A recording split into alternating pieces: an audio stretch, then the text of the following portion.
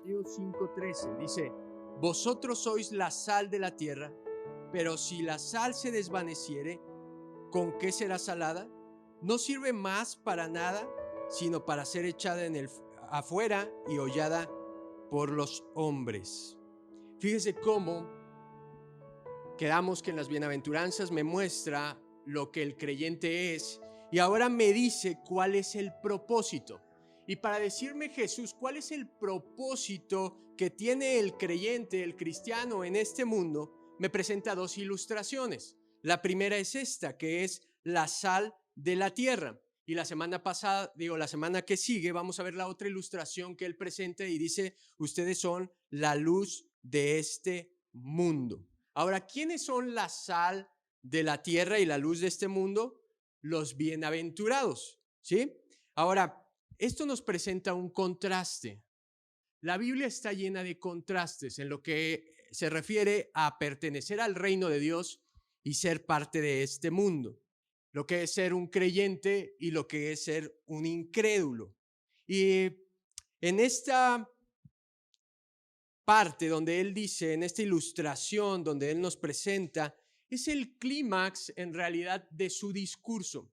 Todo se centra en esta parte, en que los habitantes del reino de Dios son la sal y la tierra. Por eso, en la primera parte vimos lo que es, y en la segunda parte que va a hablar Jesús, vamos a ver cómo él ahora hace referencia a lo que el cristiano tiene que hacer en este mundo. Pero primero es importante entender lo que somos, cuál es el propósito. Ahora, si usted se fija, al presentarme la sal y la luz, hay un contraste con lo que es este mundo. Y lo que me quiere decir es que en este mundo hay corrupción y tinieblas. Corrupción y tinieblas. Y nosotros somos la respuesta a esa corrupción y a esas tinieblas que hay en este mundo. Ahora, la sal es muy característica. Le apuesto que usted sabe cuando algo tiene mucha sal, ¿sí o no? Cuando se le pasa la sal en la comida, ¿a poco no es muy obvio? Aunque el marido tú le preguntes, oye, la comida tiene mucha sal, y el marido agarra y dice, no, pero después le ve la lengua y la tiene así chiquita, ¿no? Porque es evidente cuando algo tiene sal. Ahora, la sal tiene algunas propiedades y lo importante que dice Jesús es que la esencia de la sal no se puede perder tan fácil. La esencia de la sal no se pierde. Ahora, la sal en ese tiempo donde Jesús está hablando era algo más importante de lo que para nosotros es. De hecho, en la antigüedad era llamado el oro blanco. ¿Sabía eso? ¿Alguna vez había escuchado que la sal era tan valiosa para las personas? De hecho, a los soldados romanos se les pagaba con un costal de sal. Y de ahí viene la expresión salario. Y la sal también en el Antiguo Testamento servía para las ofrendas, para que lo que ofrecían a Dios fuera consagrado y no se echara a perder. Porque la sal tiene dos propiedades, ¿sí? La sal tiene dos propiedades, no se olvide de esto. Es antiséptico y sazonador, ¿sí? Sirve para conservar, en la antigüedad servía como un tipo de conservador para que el alimento no se echara a perder. Y la otra característica es que acentúa, si se fija, los sabores de la carne, acentúa los sabores donde lo ponga. Entonces, creo que la idea que está transmitiendo Jesús en realidad es la idea de preservar. Nosotros somos la sal de la tierra porque nosotros preservamos algo y ayudamos precisamente a que el mundo no se descomponga más rápido. Esa es la función que está enfatizando Jesús. Si hoy se tiene que ir de aquí y tiene que recordar algo, es que usted es el elemento que este mundo necesita para no corromperse más. ¿Sí? Eso es lo que Jesús está transmitiendo. Ahora, si usted se da cuenta, el mundo viene a deteriorarse en todos los aspectos que son referentes a la moralidad. Si nos podemos analizar desde el primer libro del Antiguo Testamento, que es el Génesis, en el capítulo 3 se nos dice cómo el hombre cae y de esa manera entra el pecado y se convierte en una infección que contamina a toda la humanidad. Y si usted sigue avanzando, un capítulo más, ¿se acuerda qué historia viene? La historia de Caín y Abel. El pecado entra al mundo y ahora en el siguiente capítulo vemos a un hermano matando al otro hermano por envidia. Es increíble cómo el pecado se propaga tan rápido y contamina tanto a la humanidad. Si usted lee Génesis capítulo 6, versículo 5, un poco más adelante de Caín y Abel, dice, y vio Jehová que la maldad de los hombres era mucha en la tierra y que todo designio de los pensamientos del corazón de ellos era continuamente solamente el mal. 3 capítulos después de que entre el pecado, Dios ve que el hombre en su pensamiento, ¿sabe qué pensaba? Se levantaba en la tarde mientras hacía las cosas. ¿Sabe qué estaba pensando? En hacer el mal. Dice que todo el tiempo en su cabeza estaba maquinando cómo hacer cosas malas. Y esta historia es cuando viene el diluvio y el arca de Noé. Luego, si seguimos avanzando, en el capítulo 18, versículo 20, dice, y el Señor dijo, el clamor de Sodoma y Gomorra ciertamente es grande y su pecado es solamente grave. Descenderé ahora y veré si han hecho en todo conforme a su clamor, el cual ha llegado hasta mí, y si no, no lo sabré. Y se apartaron de allí los hombres y fueron hacia Sodoma, mientras Abraham estaba todavía de pie delante del Señor. Y Abraham se acercó y dijo, ¿en verdad destruirás al justo con el impío? Tal vez haya 50 justos dentro de la ciudad. ¿En verdad la destruirás y no perdonarás el lugar por amor a los 50 justos que hay en ella? Vea, esto es increíble. Ahora vemos, después del diluvio, que la humanidad vuelve a corromperse y vuelve a caer en mal. Y esa es la historia de Sodoma y Gomorra. Y dice que Dios ve tanta maldad en ese lugar que decide destruirla. Pero dice que él no quiere encubrirlo a su amigo Abraham. Y entonces le empieza a contar el plan y le dice, voy a destruir Sodoma y Gomorra porque la maldad se ha multiplicado, está contaminado esa ciudad. Y fíjese lo que dice Abraham. Este es el papel que jugamos los justos en este mundo. Abraham dice, oye, a ver Dios, ¿destruirás a Sodoma y a Gomorra si hubiere 50 justos? Y para los que a lo mejor están relacionados con la historia, Dios le dice, ok, si hay 50 justos, no los destruiré. Y ahí empieza un diálogo donde Abraham empieza a interceder por Sodoma y Gomorra y empieza a decir, bueno, si hubiere 20, ¿no los destruirás? Y Dios dice, bueno, si hubiere 20, no los destruiré. Y luego él dice, si hubiera 10, y se va bajando. Abraham dice, no, viéndolo bien, pues. Y termina en 5 personas. ¿Y sabe cuál es el destino de Sodoma y Gomorra? Ser destruida. Eso quiere decir que no había ni siquiera 5 personas que fueran justas en ese lugar, que hicieran la voluntad de Dios, que quisieran en su corazón hacer lo que Dios les decía. Porque si hubiera 5 personas, ese lugar se hubiera salvado. Mire lo que ahora en el Nuevo Testamento dice Romanos 3:11. No hay quien entienda, no hay quien busque a Dios.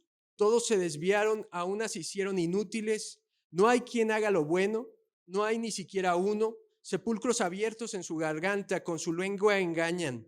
Veneno de áspid hay debajo de sus labios. Su boca está llena de maldición y de amargura. Sus pies se apresuran para derramar sangre. Quebranto y desventura hay en sus caminos y no conocieron camino de paz. No hay temor de Dios delante de sus ojos. Si usted cree que ha cambiado mucho de lo que era el pueblo de Israel ahora, usted se da cuenta de que no ha cambiado en absolutamente nada. El apóstol Pablo dice, no hay uno solo justo. No hay ni una persona que busque a Dios, no hay ninguna persona que busque hacer lo que es justo. Dice, no hay temor delante de sus ojos. ¿Se da cuenta que hoy la humanidad no tiene temor de Dios? Que las cosas que hacen y que nosotros nos asombramos es porque no hay temor de Dios. Ahora, ¿qué es lo peor que ha visto en las noticias? ¿Qué es el peor crimen que ha visto usted, de lo que se ha maravillado y dice, esto es maldad pura? ¿Sabe que la única diferencia entre esa persona que hizo lo que a usted le ha sorprendido y nosotros es la gracia de Cristo? ¿Sabe que nosotros tendríamos la misma capacidad de pecar que el peor de los asesinos, violadores, que la peor persona que usted conozca en este mundo? ¿Sabe que nosotros tendríamos la misma capacidad si no fuera por Jesús? Porque Él nos ha salvado y nos ha dado libertad para ahora obedecer a Dios. Y el mundo está en decadencia. El mundo más que nunca en esta época se descompone a una velocidad impresionante. Y mire, un profesor en Estados Unidos de una universidad dijo lo siguiente: la familia va a desaparecer porque el hombre está evolucionando. Usted ve las noticias, no estamos evolucionando en nada, estamos en decadencia total. Mientras la tecnología, la medicina y el conocimiento avanza, la moral del mundo se desploma. Mientras nosotros, los seres humanos, nos jactamos de nuestro descubrimiento, se fija que cada vez hay más odio, cada vez hay más violencia, cada vez hay más asesinatos, cada vez hay más perversiones. Se fija cómo el sistema diabólico de este mundo te trata de infiltrar de que las cosas que son malas son normales, que todo el mundo hace eso, que todo el mundo se lo debe de permitir, que por qué no puedes ser feliz en este mundo, por qué no puedes disfrutar de los placeres, aunque eso sea el sufrimiento de otra persona.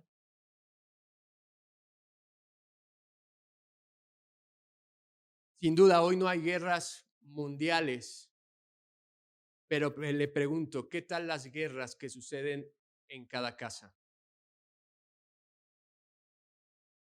Hoy no vemos violencia con bombas atómicas, pero ¿qué tal la violencia que surge en los hogares de nuestro país, en nuestras calles? Yo me puse a investigar y encontré esta estadística. Desde el 2019 a la fecha, la estadística es que 32% de las parejas que se casan se divorcian. Y la estadística, el índice ha aumentado en un 57% los divorcios. Y el índice del matrimonio ha bajado en un 24%. Sin duda, el ataque más grande que hace Satanás en este sistema, en este mundo, es la decadencia de la familia. ¿Sabe que la familia es la creación de Dios, es el plan de Dios? Y Satanás lo sabe, y sabe que si acaba con la familia, terminará con la sociedad. Para los que son un poco mayores, ¿se acuerdan cómo era cuando papá entraba a casa? Era un momento de honor en el hogar, ¿no es cierto? Y uno como hijo tenía que tener listo lo que su papá ocupaba, si su papá ocupaba las sandalias, si su papá se sentaba en un lugar específico, había que prepararlo. Y no es cierto que al papá siempre le tocaba la mejor pieza del pollo. ¿Y dónde era donde usted aprendía valores? En la familia. ¿Cuánto tiempo pasaban las mamás educando a los hijos? Era todo el tiempo, era todo el tiempo. Y hoy podemos ver cómo las mamás fíjese cómo es el sistema que es tan sutil. ¿A cuánto les ha alcanzado para menos en esta temporada? Ganan lo mismo y les alcanza para menos de la despensa. A todos, ¿no? El diablo nos tiene trabajando cada vez más y rindiendo menos. El diablo nos tiene tan ocupados pensando en las cosas materiales que nos hacen falta que dedicamos poco tiempo a nuestra familia. Nosotros somos la solución a este problema. Nosotros somos la sal. Nosotros somos los que resistimos la contaminación de este mundo. Usted es útil en esta tierra. ¿Y para qué está en esta tierra? ¿Para qué tiene que mostrar a Cristo en todo lo que usted hace? Para que la corrupción no siga consumiendo este mundo. Ahora, ¿lo van a rechazar por su forma de pensar y por su forma de ser y por su forma de actuar? Por supuesto que lo van a rechazar. Por eso Jesús acaba de decir un versículo atrás: bienaventurados los que son perseguidos. ¿Sabe por qué? Porque no somos el caramelo de esta tierra, somos la sal de la tierra, algo que el mundo querrá escupir en lugar de tragar. Esa frase es de Charles Spurgeon. No somos el caramelo de esta tierra, somos la sal. Dice Mateo 24:10, Jesús está hablando del final de los tiempos y dice: en aquel tiempo muchos tropezarán y unos a otros se traicionarán y odiarán. Muchos falsos profetas se levantarán y engañarán a muchos, y tanto aumentará la maldad que el amor de muchos se enfriará. Pero el que resista hasta el fin será salvo. Y este evangelio del reino será predicado en todo el mundo para testimonio a todas las naciones, y entonces vendrá el fin. Fíjese, en los últimos tiempos la descomposición del mundo va a aumentar. La maldad no se va a borrar. La maldad va a aumentar en un grado que dice que el amor de muchos se va a enfriar, que muchos van a dudar de la existencia de Dios, o que funcione el ser cristiano, o que no vale la pena ser parte de una iglesia. Pero dice: los que perseveren hasta el final, los que prediquen el evangelio hasta el final, esos son los que verdaderamente son salvos. Esos son los que verdaderamente son la sal de esta tierra. Ahora, ¿quiere ser la sal de la tierra? ¿De verdad hoy en su corazón ve la necesidad de este mundo y dice: yo quiero ser el contraste de este mundo? Yo quiero ser la solución que este mundo necesita. Solo salga de aquí y háganos un favor. Ame a su esposa como Cristo amó a la iglesia. Solo salga de aquí y ame a sus hijos, ame su familia. Y esposa, ame a su marido. Ame a su familia, conserve su familia, dedique tiempo a su familia. Usted estará salando esta tierra. Cuando leo lo que se me demanda como hombre, de cómo tengo que amar a mi esposa,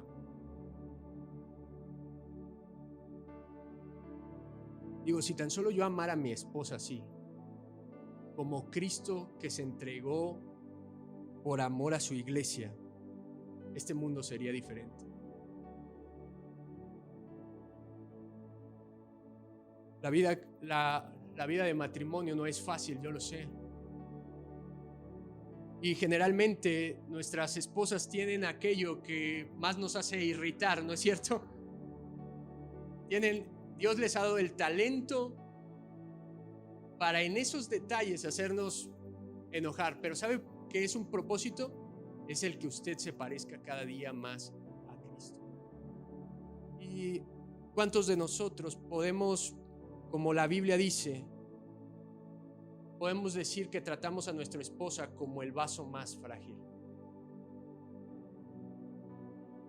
¿Usted le habla a su esposa como si fuera lo más frágil que usted posee?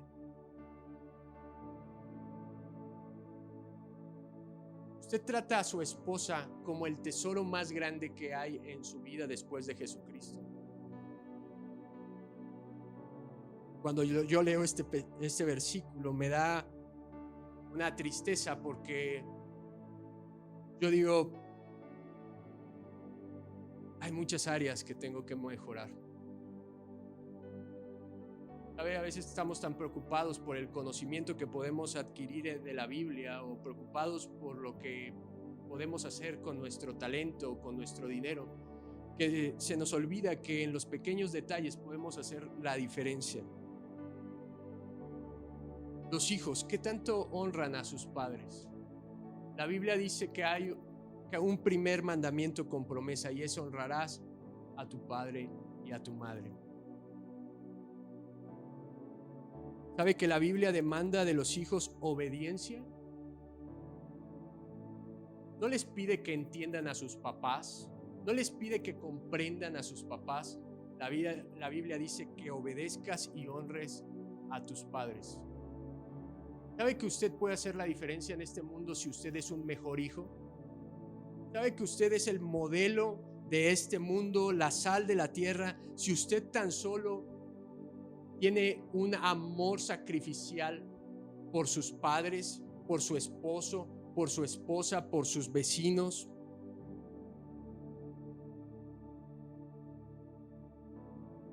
Usted no marca la diferencia con venir los domingos a la iglesia y vivir una religión superficial. Usted marca la diferencia cuando usted es lo que tiene que ser en este mundo.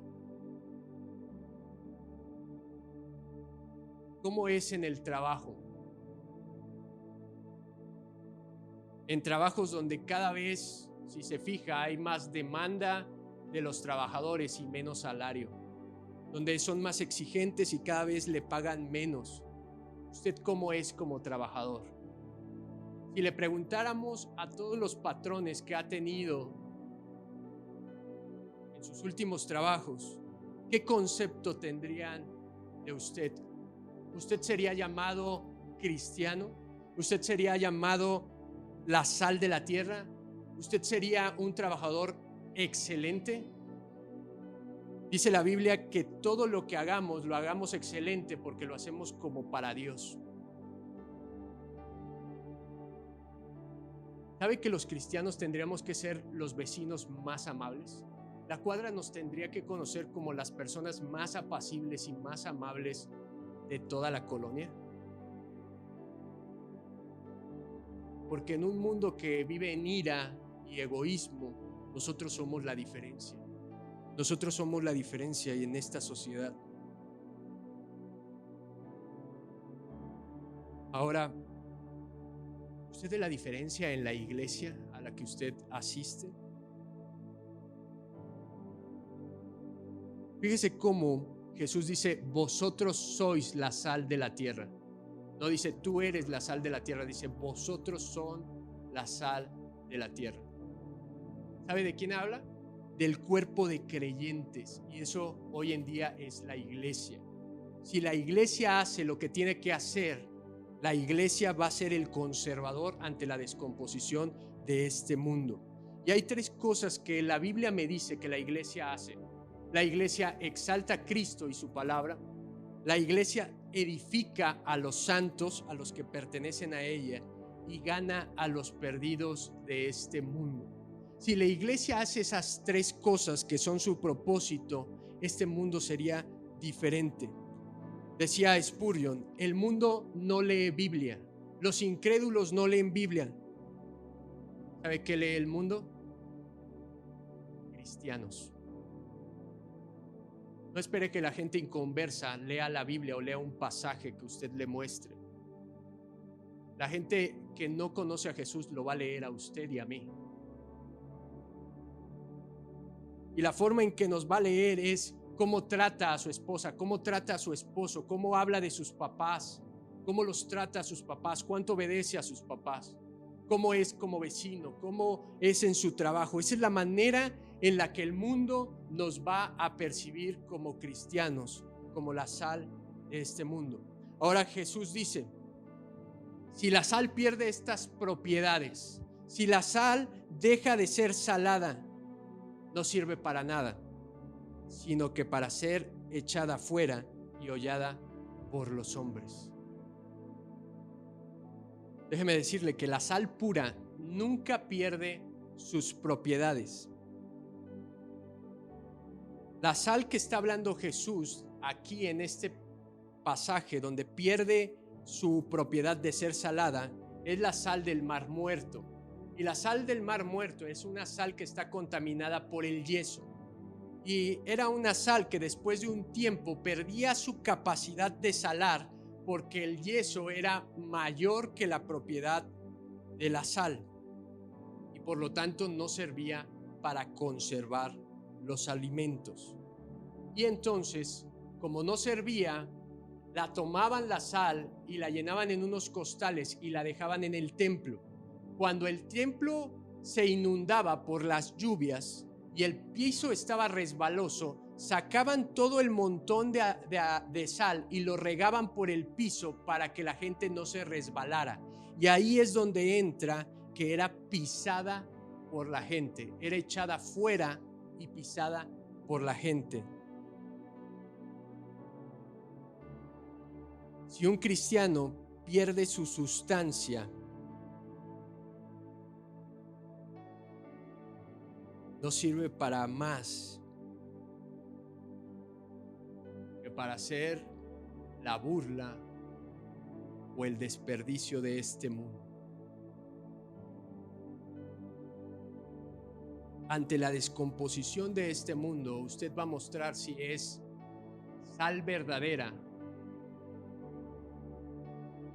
o sal de a mentiritas, como dicen. Nosotros fuimos puestos para salar este mundo.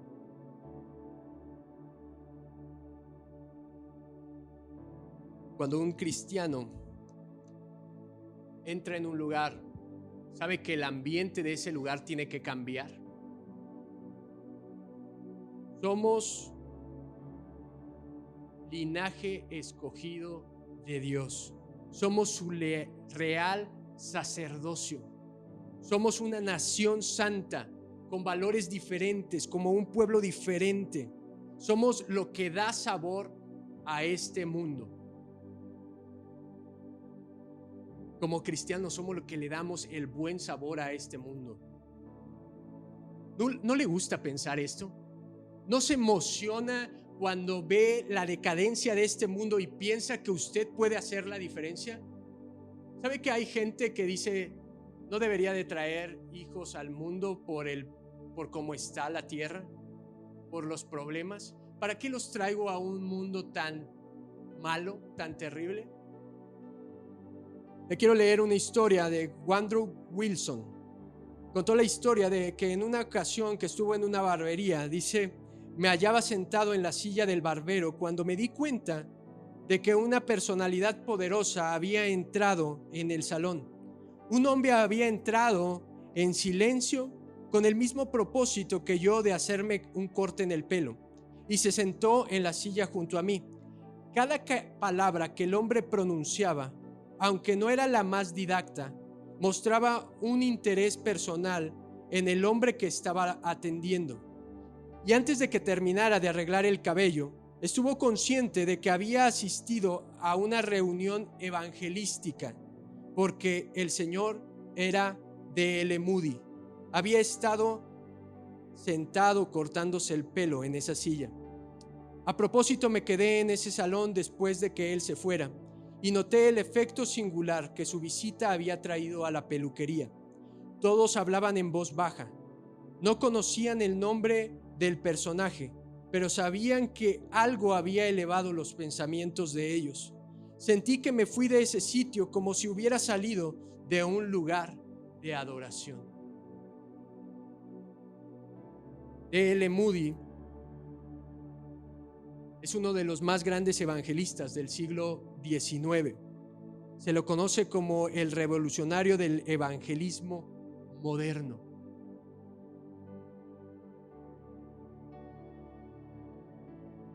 Sabe que con su vida es el grano de arena que este mundo necesita. La acción de la sal es algo invisible, pero su efecto es visible. Usted no puede ver la sal en la comida, pero usted la siente. Y eso es lo que nosotros somos en este mundo. A lo mejor no se va a ver nuestro trabajo, a lo mejor nadie va a reconocer nuestro esfuerzo, pero lo que usted haga va a traer un efecto sobre este mundo.